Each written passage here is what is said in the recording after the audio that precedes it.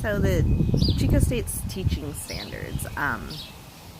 The first one, engaging and supporting all students in learning. That's one of my favorite. I love to make the work engaging. We do so many projects and so much just fun stuff with the kids, kinesthetic learning, songs and movement to letters, numbers, everything. We do cooking, we make slime, we make Play-Doh, we make a lot of our sensory stuff. Sometimes it's awesome, sometimes it's a huge fail.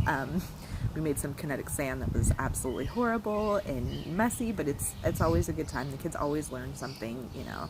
Sometimes things don't go as planned and we have to make adjustments. So it really is teaching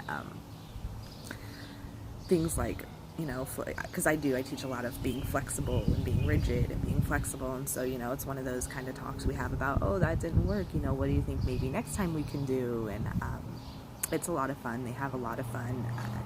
Wednesdays and Fridays there are like making stuff days, and they just absolutely love it. It's the highlight of the day for me too. It's just a lot of fun to watch them get in there and see their little brains work and having fun with stuff. And it's one thing they hate. It's paper and pencil, and you know, I think they even get sick of doing their work on Chromebooks and iPads a lot because it's just a lot of repetitiveness. And so getting them engaged and getting them doing hands-on stuff is definitely one of the highlights of my job and what we do. Creating and maintaining effective environments for all student learning. So this is extremely important, especially for our kids in special needs. We know the environment of the classroom, the structure, the setup, I mean, everything impacts those kids. From, you know, having things organized, materials, and looking nice, aesthetically pleasing, to, you know, being a mess and chaos, as we've all seen. The organization definitely supports my students. The flow of the classroom, the ease, the availability of things is definitely something that my kids need. We did a writing description about our classroom, and one of the first things that he said in his paper was, the teacher's desk has lots of stuff, and that really stuck with me. And since then I'm really trying to keep it cleaned off and keep it nice looking, because those things do impact our kids, and they are, you know, distracting to them if they get distracted easily. And so just keeping in mind all those things that may not affect a general ed kid as much as our kids is really important.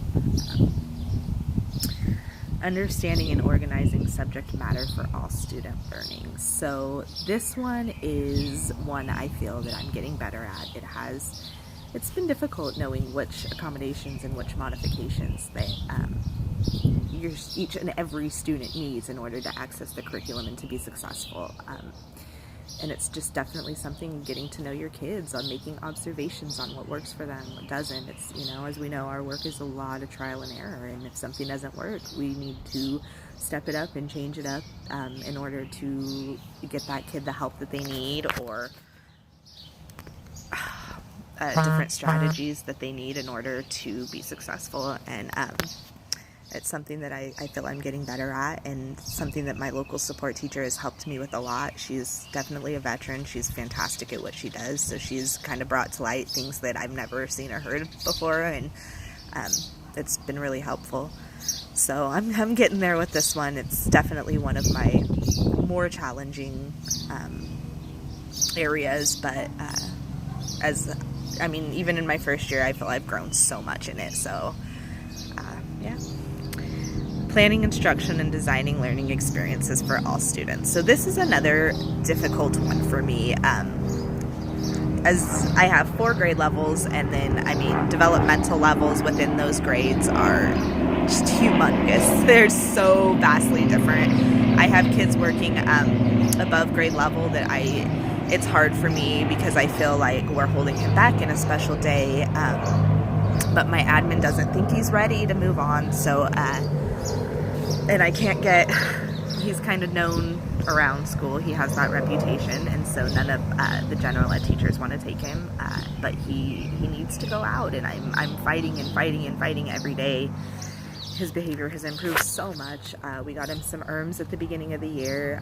He's dealt with a lot in his life, very trauma impacted, so he meets with the counselor, he's getting ERMs, his aggression has gone down so much, to maybe one incident every month instead of one every day. So I'm really hoping to get him out more. He definitely needs more than I can give him.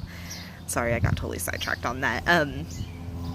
The difference is having to differentiate. I have 4 curriculums I have to teach, and having to differentiate in those curriculums to reach those kids is really, really difficult.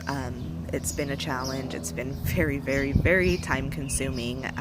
Like I say, I spend, I'm at my class 2-3 hours after school every day, and I go in every Sunday for about 4 or 5 hours. So it's definitely something that a lot of people, I think, don't take into consideration planning special needs. But I'm hoping once I get going these first 5 years, it will become easier and more, I'll be able to reuse, and hopefully if everything stays the same, right?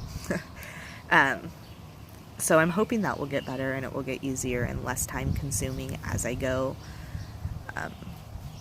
It's a lot of work. Assessing student learning. So this one too is one that's becoming a lot easier. It's just really an ongoing process. I mean, we can use summative, informative assessments all we want, but you always have to take those with a grain of salt. Our kids deal with a lot sometimes, and we don't know what they're coming to school with. Maybe mom and dad had a big fight last night. Maybe they were out of food this morning, so they're hungry. So, you can't always rely on those test results to give an accurate read of our students. It's definitely an ongoing process, assessing their learning, from asking questions to, all that kind of stuff, checking for understanding, having objectives, meeting them. It's so ongoing. It's a day-to-day, every day I'm asking questions, every day I'm taking data and marking stuff, and they did this, they got this, or they mastered it, and they can generalize it, and so it's something that it's getting a lot easier. It's just a process. It's every day. I mean, checking for what they know. You definitely cannot take test results at 100% of, especially for our kids, I feel. The last one, developing as a professional educator. I feel like I'm getting there. All my, Chico State stuff and my observations from my admin and my local support, they've all been positive.